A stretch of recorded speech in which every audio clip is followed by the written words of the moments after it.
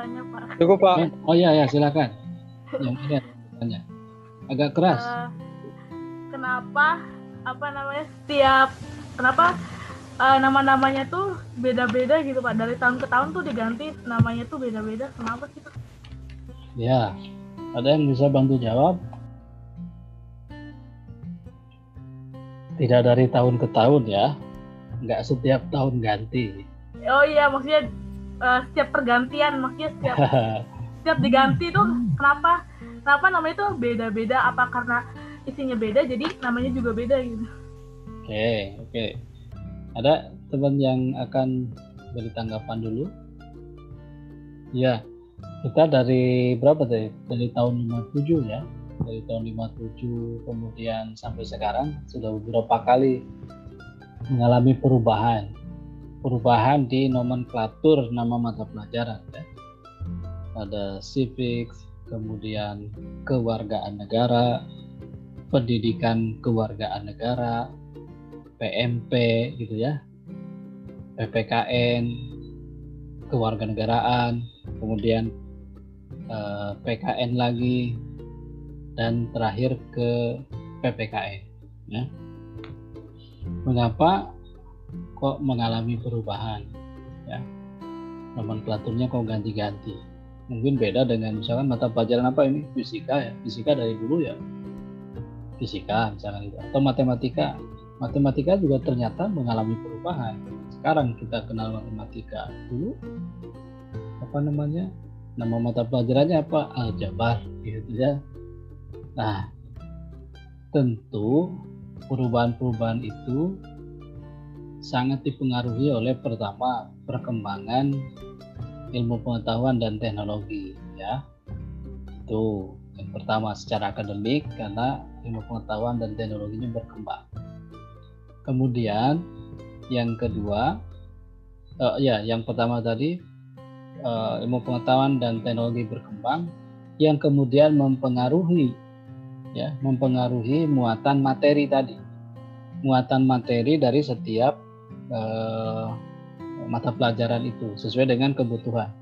Kalau di awal-awal, misalkan di mata pelajaran sipil, karena Indonesia baru saja merdeka, misalkan ini belum lama umurnya, maka muatan materinya kan lebih banyak diarahkan pada nation and character building.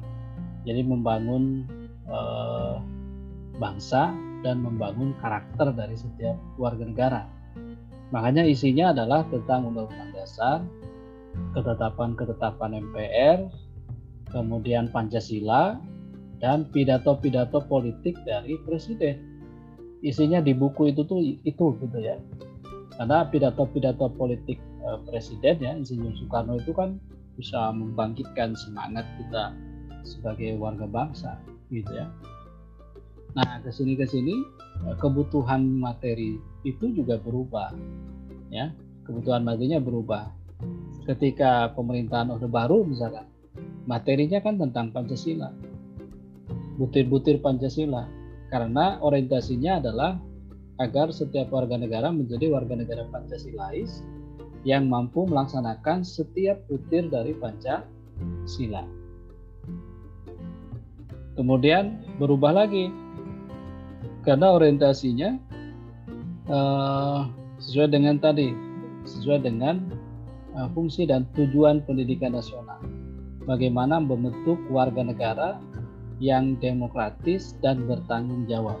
Kira-kira pengetahuan apa yang diperlukan, kompetensi apa yang diperlukan gitu ya, knowledge apa, kemudian disposition apa atau skill apa yang diperlukan agar warga negara atau lulusan dari sekolah itu bisa menjadi warga negara yang demokratis dan bertanggung jawab. Isi dari itu juga kemudian mempengaruhi nomenklatur yang digunakan. Mengapa PKN kemudian berubah menjadi PPKN? Itu ya nomor satu. Kemudian nomor dua, juga ini sangat dipengaruhi oleh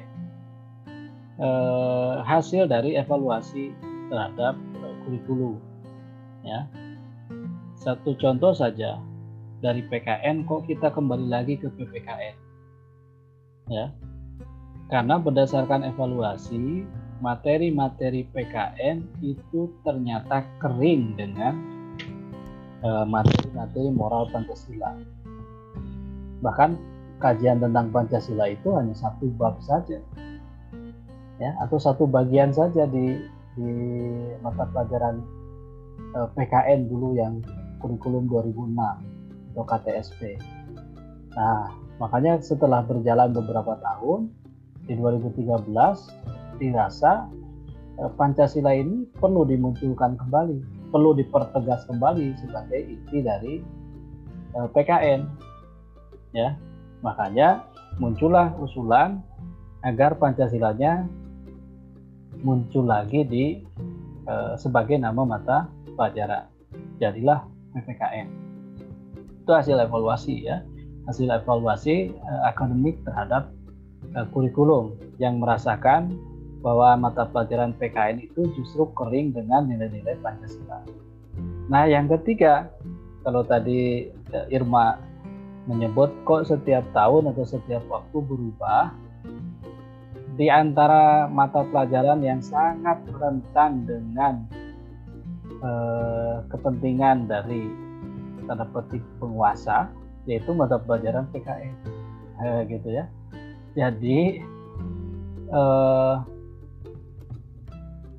yang perubahan-perubahan itu, ya, juga dipengaruhi oleh kepentingan-kepentingan dari rezim yang sedang berkuasa.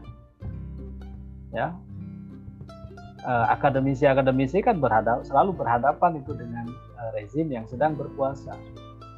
Ya, kita ingat misalnya saya dulu di 2004 ketika mengkritisi kurikulum PKN dari PPKN yang rencananya akan menjadi kewarganegaraan. Pendidikannya hilang, Pancasilanya hilang, langsung ke kewarganegaraan. Nah, para akademisi waktu itu, dosen-dosen saya itu mencoba berdialog gitu ya dengan tim pengembang kurikulum.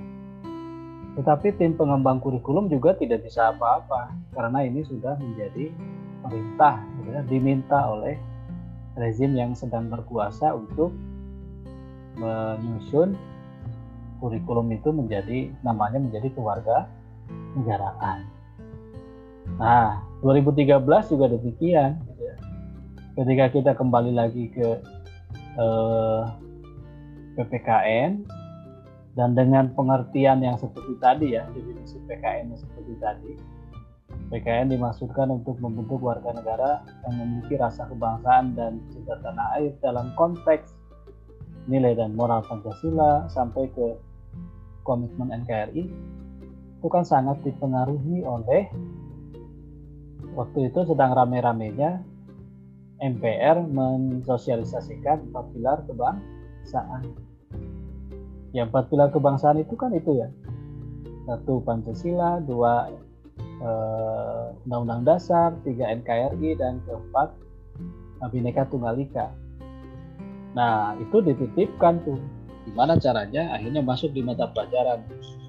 Nggak mungkin dititipkan di fisika, nggak mungkin di matematika. Maka yang paling mungkin kepentingan-kepentingan itu masuklah di PKN. Jadilah PPKN sampai sekarang. Gitu ya. Jadi mudah-mudahan ini nanti tidak berubah lagi, ya, tetap PPKN karena isu-isunya tetap ada, gitu ya. Bahkan terakhir kan isunya mau dihapus, ya, mau dihilangkan, bahkan, ya, mau dihilangkan mata pelajaran itu. Ya, mudah-mudahan tetap bertahan. Ya, ini peran akademisi PPKN, ya, community of scholar-nya PPKN untuk mempertahankan itu. Asal community scholar-nya kuat, pemerintah biasanya akan mengikuti dengan komunitas PKN yang kuat itu. Jadi kalau belum kuat, ya nanti kepentingan rezim yang masuk. Itu Irma, ya, dan teman-teman yang lainnya.